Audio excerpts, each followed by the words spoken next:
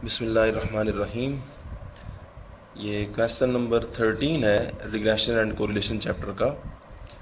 Given the following information, आगे question किया जा रहा है कि estimate the value of x when y is equal to 30, और फिर पार्ट 2 में कह रहे हैं कि estimate value of y when x is equal to 55। Part 1 में यह है कि आपको वाई वेरिएबल की वैल्यू बता दी गई है 30 और कह रहे हैं कि एक्स की वैल्यू बताइए, जबकि पार्ट 2 में उल्ट काम हो रहा है कि यहाँ हमें एक्स की वैल्यू बता दी गई है और वाई की वैल्यू को एस्टिमेट करने को कहा जा रहा है। तो ऐसा अमल जिसमें एक वेरिएबल की वैल्यू बताई जाए और दूसरे वेरिएबल को मालूम करना हो, वहाँ पर हमें रिग्रेशन का यूज़ करना है, रिग्रेशन इक्वेशन का। अच्छा, अब पार्ट 1 में कौन सी रिग्रेशन यूज़ करनी है और पार्ट 2 में कौन सी रिग्रेशन यूज़ करनी है, ये देखते हैं। आगे फिर हमें कह रहे हैं the mean value of x is equal to 54। The mean value of x का मतलब ये होता है एक्स बार, क्योंकि हमें पता है, हमने बुक 1 में पढ़ा है चैप्टर नंबर 3 के अंदर कि किसी भी वेरिएबल का जो मीन होता है उसको डिनोट करने के लिए हम वेरिएबल के ऊपर बार लगा देते हैं। तो ये मतलब ये है इनका कि हमारा जो ओरिजिनल एक्स वेरिएबल है, इसकी वैल्यूज़ हैं इस तरह से, उन वैल्यूज़ का मीन हमें दिया गया है, लिहाजा हम, क्योंकि एक्स का मीन है तो उसको हम एक्स बार कहेंगे। इसलिए मैं दिखा देता हूँ जो मैंने सोल्यूशन यहाँ देखा है। मैंने जो पहला मेरा ये 54 है ना, the mean value of x 54, तो मैंने इसको एक्स बार कहा है।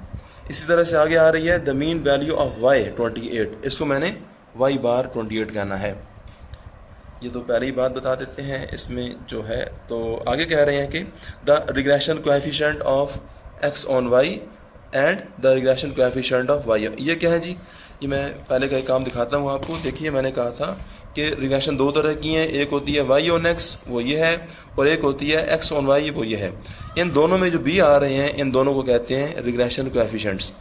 बी, ये जो पहला बी है, इसको आप कहेंगे regression coefficient of y on x, जबकि ये बी कहलाएगा regression coefficient of x on y. तो हमें इस क्वेश्चन के अंदर बी की वैल्यू बता दी गई हैं, लेकिन हमें अगर ये उनकी नोटेशन का नाम इंग्लिश में पढ़ना आता होगा, फिर हमें पता होगा कि ये बी थे। तो मैं ये सामने रखता हूँ कि ये है जी, पहला है regression coefficient of x on y, तो लिहाजा ये है जी, ये b regression coefficient of x on y.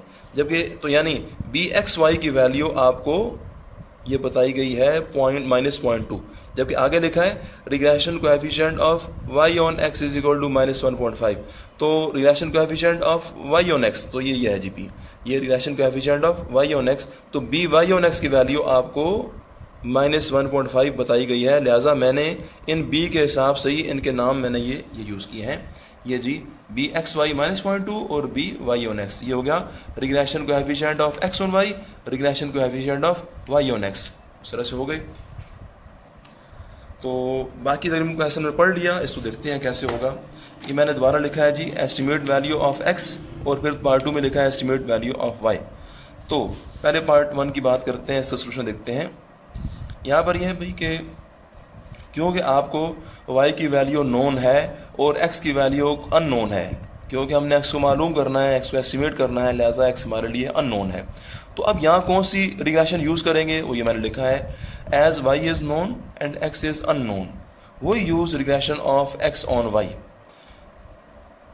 ये ऑन से पहले x लिखा है इसलिए कि जो वेरिएबल अननोन होगा वो ऑन से पहले आएगा, और जिस वेरिएबल की वैल्यू बता दी जाएगी वो ऑन के बाद आएगा, क्योंकि यहाँ y की वैल्यू बता दी गई है, लिहाजा ये ऑन के बाद आ रहा है पार्ट 1 के अंदर, ठीक है। लेकिन पार्ट 2 में क्या होगा, पार्ट 2 में क्योंकि x की वैल्यू बता दी गई है और y की वैल्यू को मालूम करना है, लिहाजा पार्ट 2 भी दिखा देता हूँ। यहाँ पर आप रिग्रेशन मालूम करेंगे y ऑन x, ऑन के बाद x इसलिए लिखेंगे क्योंकि यहाँ पर x की वैल्यू बताई गई है, और ऑन से पहले y इसलिए लिखा है क्योंकि y को मालूम करना है। अच्छा, मैं सिर्फ पार्ट 1 का सोल्यूशन करूँगा, पार्ट 2 का आप खुद देख लीजिएगा। अच्छा, तो लिखते हैं जी, जो रिग्रेशन x ऑन y हम कह रहे हैं वो ये यूज़ करेंगे।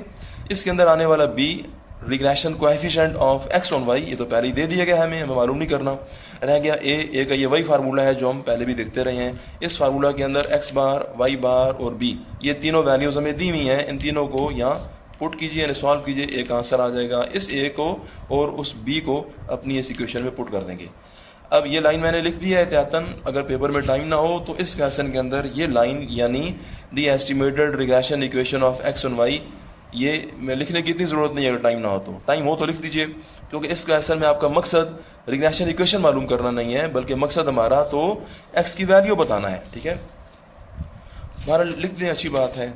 तो ये इक्वेशन आ गई। जब ये इक्वेशन आई है, अब हम ये करेंगे कि वेरिएबल्स की वैल्यूज़ मालूम करेंगे। तो कैसे होगा जी, इस इक्वेशन में जो y आ रही है, पार्ट 1 का ये जो y 30 है, ये 30 आपने अब यहाँ y की जगह पुट करना है। वो 30 सॉल्व होगा तो x आ जाएगा। हम लिखेंगे व्हेन y इज 30, ये 30 यहाँ पुट करिए इस इक्वेशन के अंदर, तो बाकी सारे 59 और ये 0.2 अपनी जगह पर आ गए, y की 30 आ गए, सॉल्व किया इसको हमने, x का आंसर आ गया। तो हम बोलेंगे कि जब y 30 होती है तो उस टाइम पर x की एस्टिमेटेड वैल्यू 53 है। आपने x के ऊपर हैट या कैप यूज़ करना है, क्योंकि ये x की एस्टिमेटेड वैल्यू है जी। पार्ट टू में उल्ट काम है, क्योंकि यहाँ रिग्रेशन x ऑन y है, लेकिन यहाँ पर y ऑन x है। ये वजह मैंने ऊपर लिख दी है इसकी, ये वजह पढ़िए और यहाँ से इन दोनों को भी देखिए। ये इक्वेशन यूज़ करेंगे, यहाँ a का फार्मूला ये यूज़ करेंगे, एक आंसर मैंने निकाल लिया है, और ये a और वो b यहाँ पुट भी कर दी हैं, और मैंने x की 55 जो हमें बताई गई है वो यूज़ करके y को एस्टिमेट भी कर दिया है। लेकिन आप इसका सोल्यूशन खुद गौर कीजिए। ओके, अल्लाह हाफिज़।